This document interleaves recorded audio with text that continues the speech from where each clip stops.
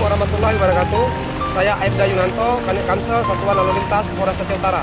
Mohon izin Komandan melaporkan situasi pada hari ini, Sabtu 8 Oktober tahun 2022, sekira pukul 21.00 WIB.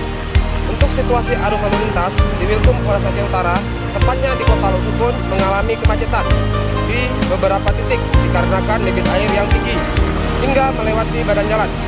Dapat terlihat juga dari personil Satlantas Polres Aceh Utara sedang melaksanakan pengaturan dan pengamanan arus lalu lintas serta membantu masyarakat yang melintas, baik yang mengalami permasalahan pada kendaraannya dan juga pejalan kaki.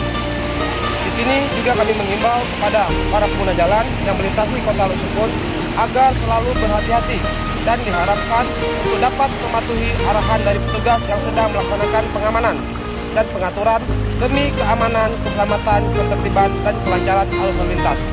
Demikian Komandan yang dapat kami laporkan. Wassalamualaikum warahmatullahi wabarakatuh. Salam presisi.